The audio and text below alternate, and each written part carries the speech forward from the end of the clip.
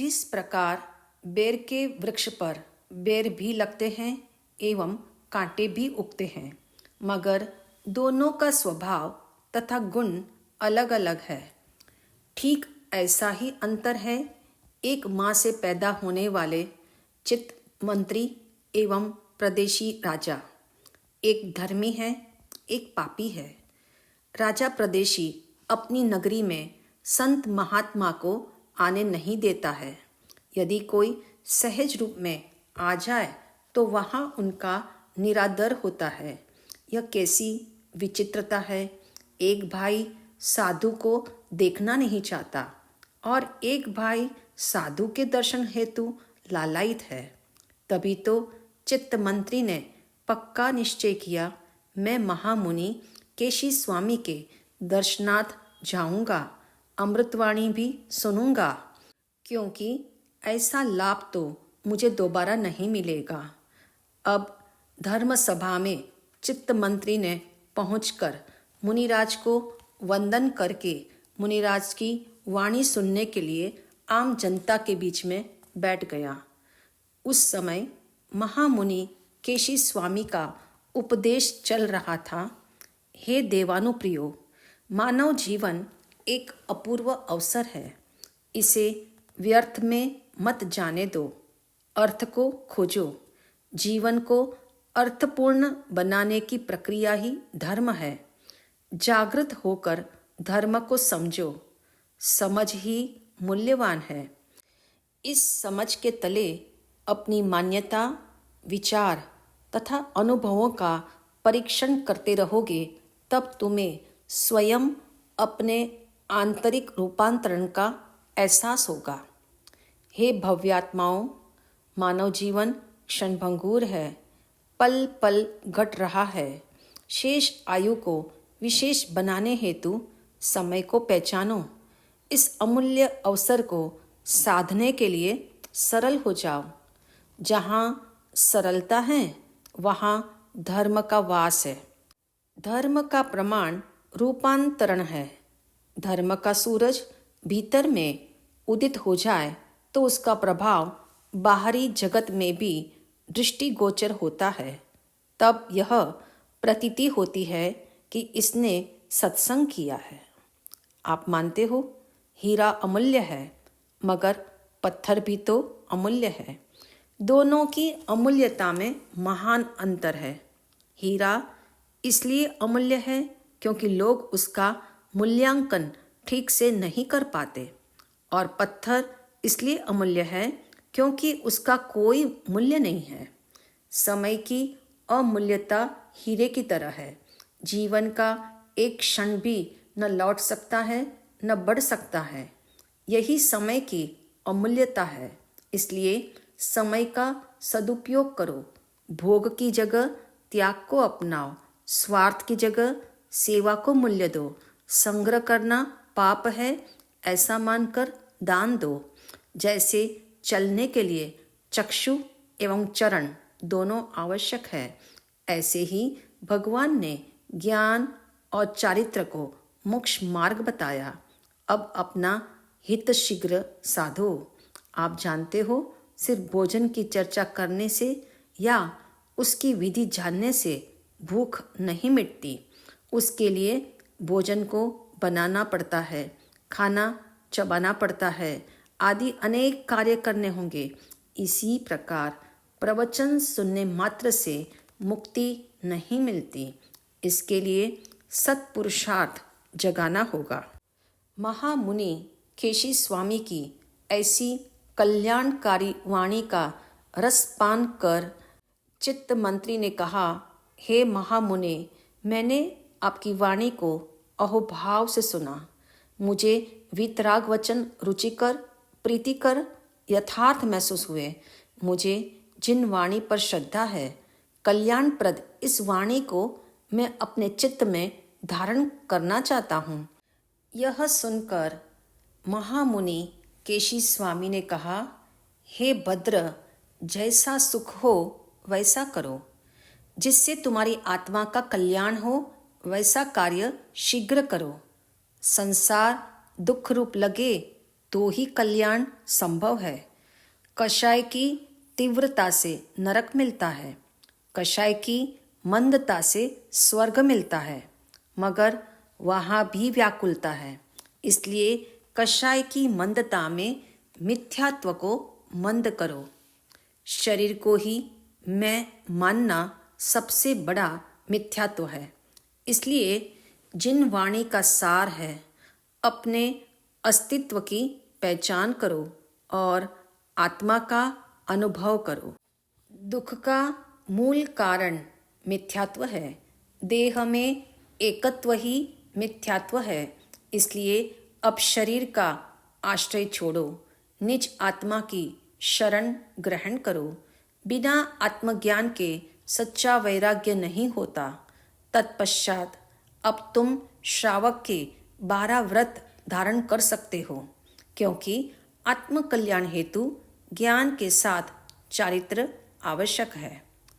चित्त मंत्री श्रावस्ती में उपहार देने आया था और उसने आत्मा के उद्धार का श्रेयस अवसर साध लिया। अब वह 12 व्रतधारी श्रावक बन गया। भगवान पार्श्वनाथ जी के तीर्थ का सदस्य बन गया। महामुनि केशी स्वामी की वाणी सुनकर चित्तमंत्री धर्म में स्थापित हो गया। एक पदाधिकारी जब धर्म धारण करता है तो उसका प्रभाव दूरगामी होता है। एक के कारण अनेकों का जीवन बदल जाता है। तभी तो कहते हैं दीपक से दीपक जलता है। चित्त मंत्री ने महामुनि श्री केशी स्वामी को एक अर्ज की कि बनते, मैं चाहता हूँ जैसे आप श्रावस्ती में पधारे हैं, ऐसे ही मेरी नगरी श्वेतांबिका नगरी है, वहाँ भी अपने चरण पखारे। आपका अनंत उपकार होगा। आप अवश्य पधारे एवं सेवा का लाभ दे। यह सुनकर महामुनि केशी स्वामी ने कहा, हे चित्त श्रावक, मेरे प्रति तुम्हारे हृदय में अगाध आस्था है।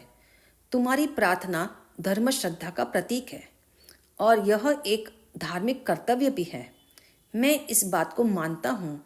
श्रावस्ती की तरह श्वेतांबिका नगरी भी दर्शनीय है, मगर हे चित्त श्रावक, तनिक कल्पना करो, एक सुंदर बगीचा है जहाँ छायादार पेड़ है, विविध प्रकार के फूल खिले हैं, चारों तरफ फलों की बहार है। उस रमणीय बाग में पशु पक्षी आना चाहेंगे या नहीं? तुम कहोगे अवश्य आना चाहेंगे तथा विश्राम भी करेंगे, मगर उस बगीचे में एक शिकारी हाथ में धनुष तीर लेकर छुपा हुआ है, तो क्या वहाँ पशु पक्षी आएंगे?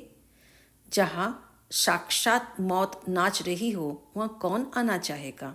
हे चित्त मंत्री, तुम मेरा संकेत समझ गए होंगे।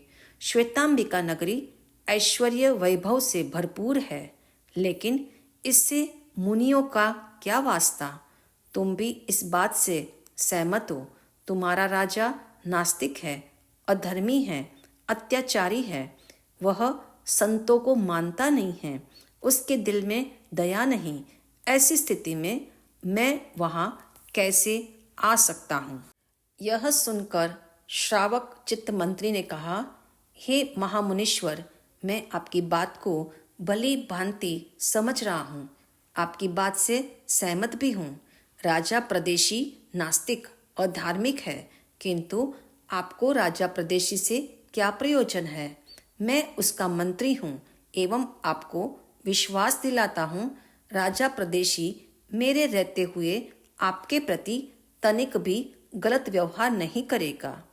हे भंते, क्या आप भूल गए, श्वेतांबिका नगरी में ऐसे भी बहुत लोग हैं जो आपके प्रति श्रद्धा रखते हैं। अनेक लोग बहुत धार्मिक हैं, वे आपके दर्शन पिपासु हैं। आप उनकी ज्ञान पिपासा शांत करने हेतु अवश्य पधारे।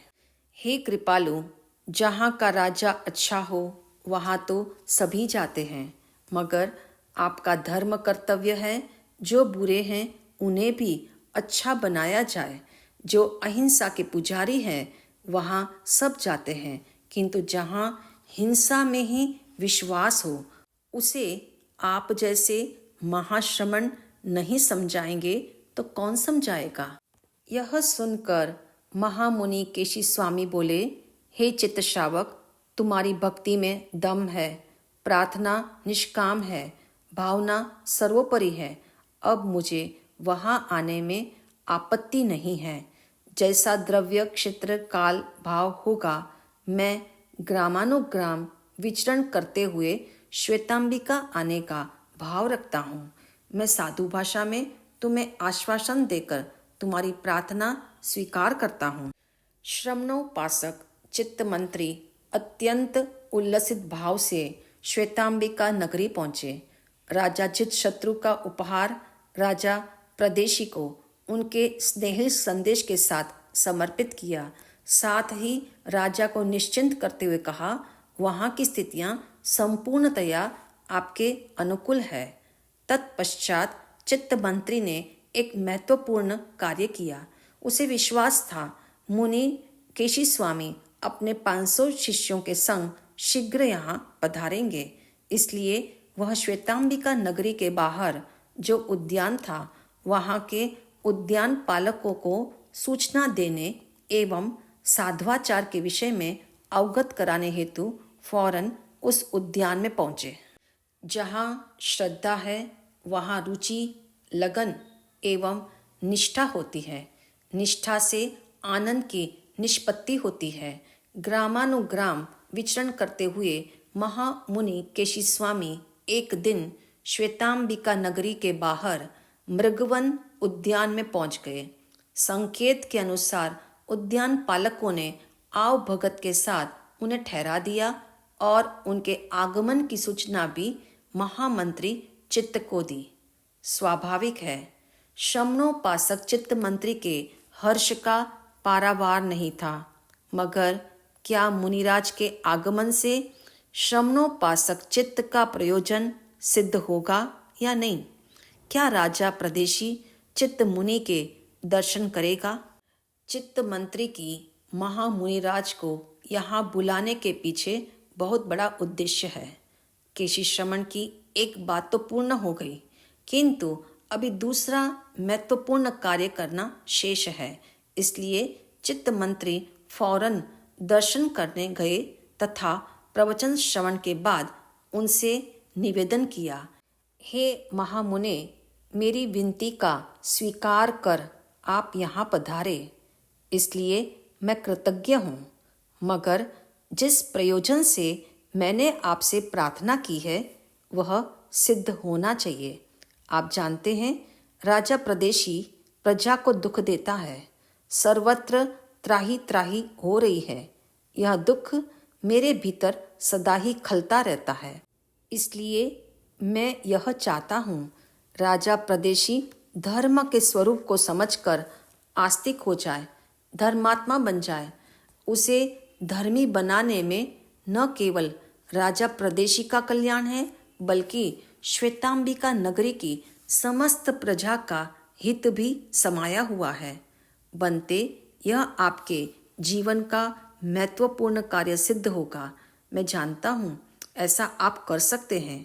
आपकी साधना, आराधना, अनुभव, ज्ञान एवं वाणी के विशिष्ट प्रभाव पर मेरा अटूट विश्वास है।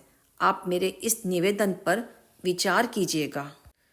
यह सुनकर आचार्य केशी श्रमण ने कहा कि हे चित्त श्रावक, आपका भाव सर्वश्रेष्ठ है, जिसमें सबका हित समाया है। मैं तुम्हारे इस सर्वोदयी आत्मनिवेदन का सम्मान करता हूँ। तथापि यथार्थ यह है, दुनिया में सत्य को पाना दुश्वार है, परंतु सत्य को जीना आसान नहीं है, सबसे कठिनतम है। दूसरों को सत्य समझाना, इस तरह सत्य को सुनना, जानना और मानना दुर्लभतम है। तुम मुझे राजा प्रदेशी की मान्यता को पलटने का कार्य देना चाहते हो। उसे आस्तिक देखने की तुम्हारी श्रेष्ठ भावना है, मगर मैं तुम्हें यह बताना चाहता हूँ, सत्य श्रवण के लिए पात्रता चाहिए। यह सुनकर श्रावक चित्त मंत्री ने कहा, हे महामुने, मैं आपके चरणों में एक विनती करता हूँ। राजा प्रदेशी अनाड़ी है, धर्म से बिल्कुल अनभिज्ञ है। न वह साधु को मानता है, न साधवाचार को जानता है। पूर्व जन्म के पुण्यवश उसे राजपद मिल गया, मगर वह आचार व्यवहार का ज्ञाता नहीं है। इसलिए आप श्री यह मत सोचना उपदेश देने से राजा कहीं रुष्ट न हो जाए। आप निर्भय होकर जिन शब्दों में उपदेश देना चाहे बेधड़क होकर दे। इसलिए मैं अवश्य ऐसी युक्ति बनाऊंगा जिससे राजा प्रदेशी स्वयं आपके चरणों में आकर बैठ जाए। बनते, मैं आपको यह आश्वासन देता हूँ, येन केन प्रकारेण मैं राजा को आपके सन्मुख लाऊंगा।